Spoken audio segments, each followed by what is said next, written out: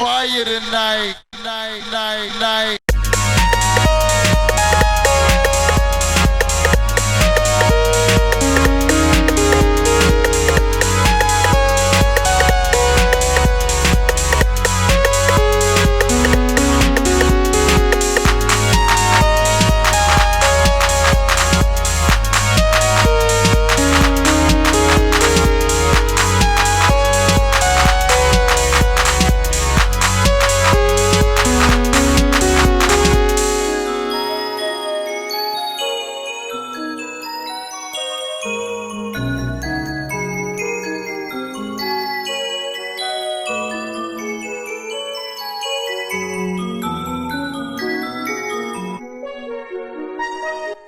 A new technology is creating a powerful storm in the world of sound synthesis.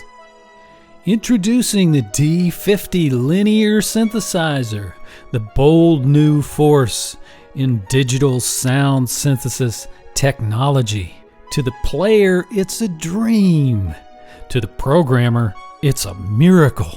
Well, today that ad copy sounds a little over the top, but it really was a miracle at the time. Very advanced and cutting edge to have PCM samples along with digital synthesis and digital effects all in one synthesizer. At the time, the DX7 was very hot and it was making these more glassy sounds, these vibraphone and bell-like sounds, and so a lot of the PCM samples in there are things the DX7 did very well. But along with that, the D-50 could put some of these virtual analog sounds done with digital. Made from 1987 until 1991, the price was $1,895, but adjusting that for inflation, the cost in today's dollars was approaching $5,000, and so it was beyond a lot of people's reach back then.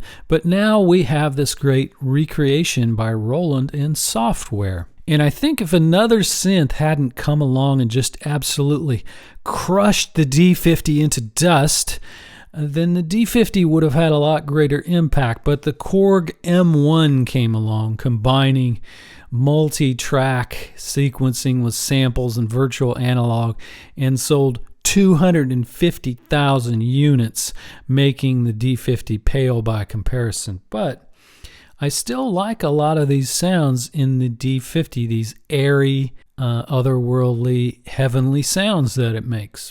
The D-50 had this concept where Roland said, "We'll sell you a car without the steering wheel, and you can come back later and buy the steering wheel to drive your car, and we'll sell it to you." And the steering wheel Roland sold you was the PG-1000. It was the controls that let you program the D-50. This linear arithmetic LA synthesis method that they're talking about is kind of a marketing principle. It's very simply just combining samples with digital synthesis. And originally there were 100 pre-selected 16-bit PCM samples, but they've added some more with the plugin. So let's take a close look at how the D-50 works.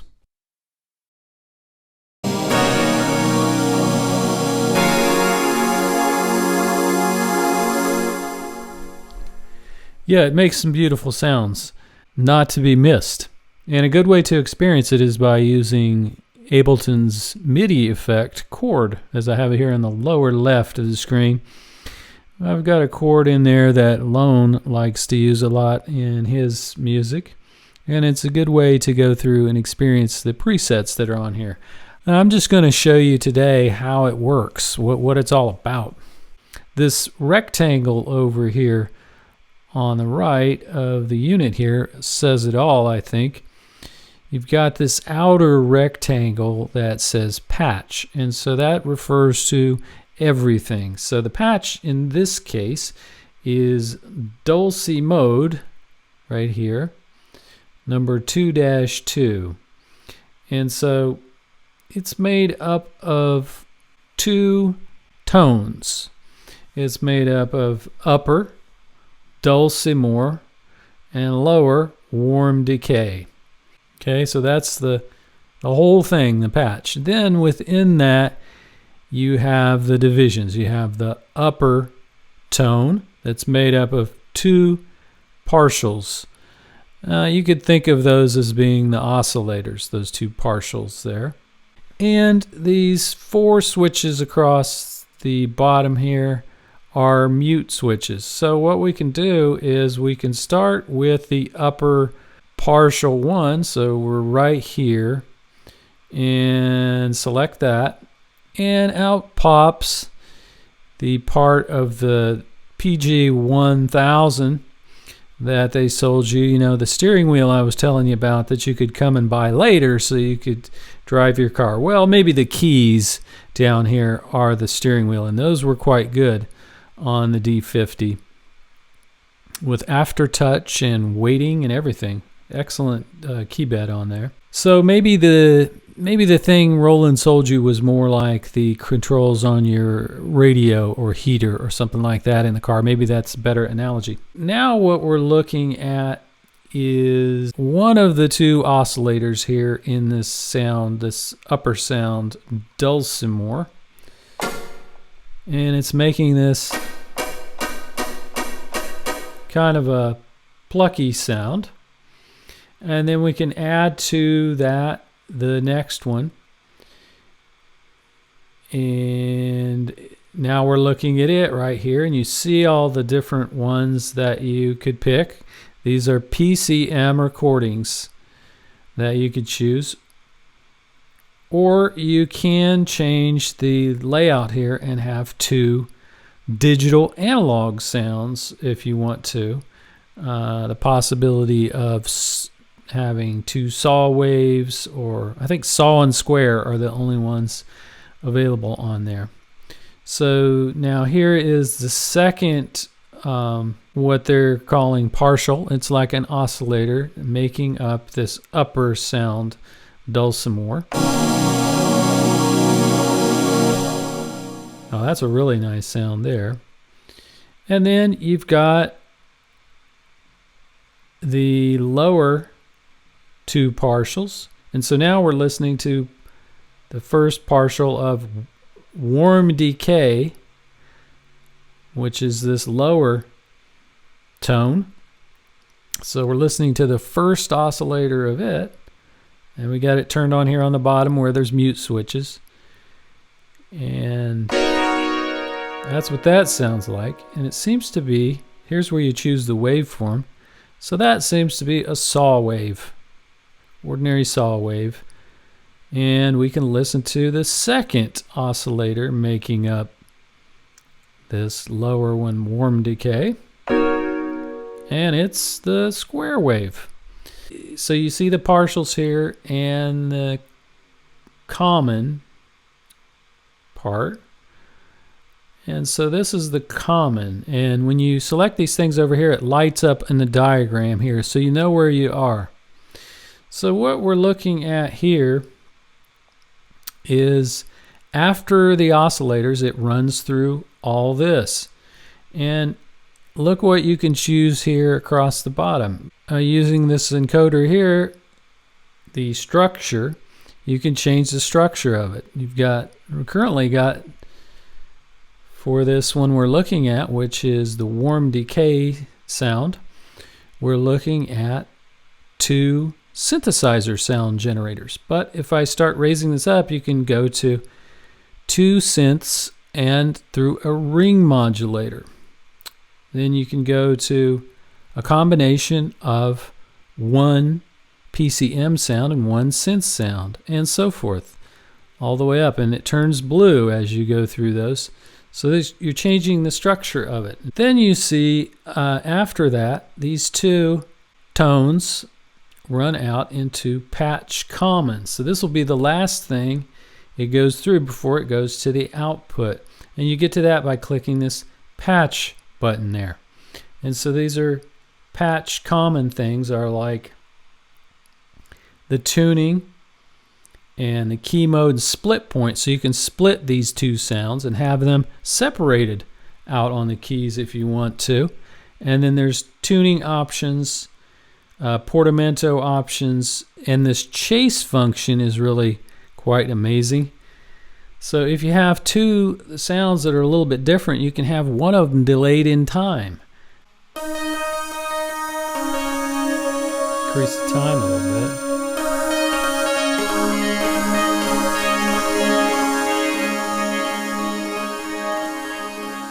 So you see it kind of works like a delay, but it's not really a delay. It's one half of the patch chasing the other one in time. It's a really amazing effect. And then you have a lot of different delays and reverbs here that you can choose to run it through. So that's the structure of it, and that's pretty much how it works. Now, in addition to that, you see this little joystick over here. And you see when I move the joystick up and down what's happening. It's changing the tonal balance between the lower and the upper. So turn my chord back on here. And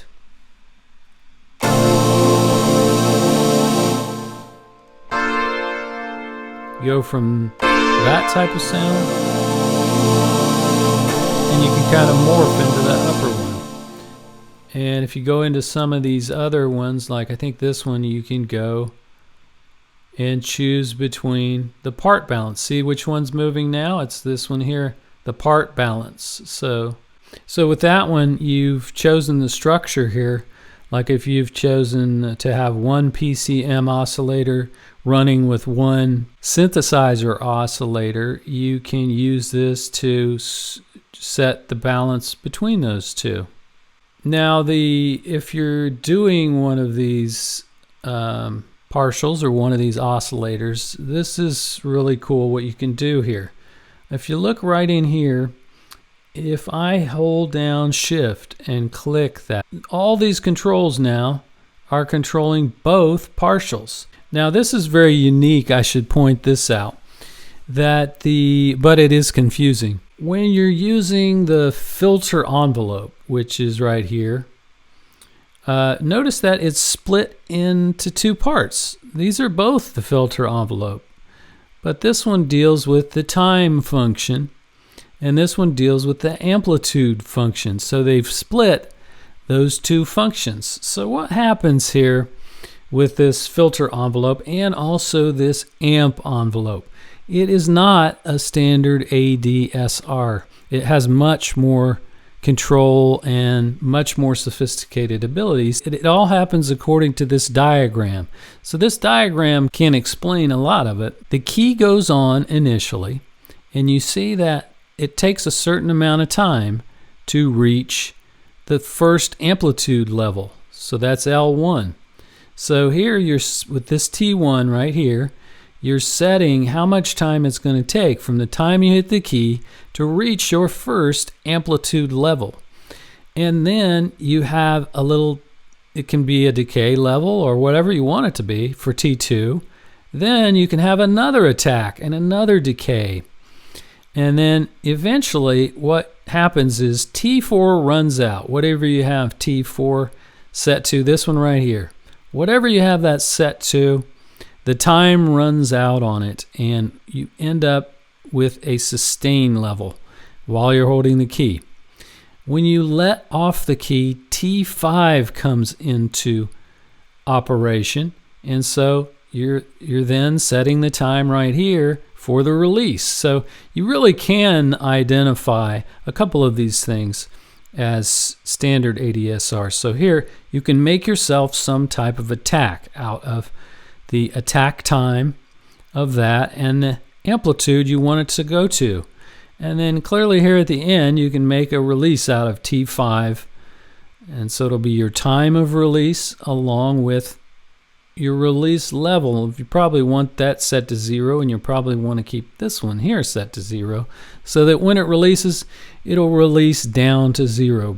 And then the same could be said when you're working in these common sections here, that there's a diagram down here in the lower right that kind of explains from key on to key off what is going to happen with your pitch envelope. Again, they've taken the pitch envelope, which you won't be using nearly as much, and they've split that into two parts. Splitting from it the classical ADSR and splitting the time function away from the amplitude function. But once you get the hang of those, you'll find that it's a very capable envelope.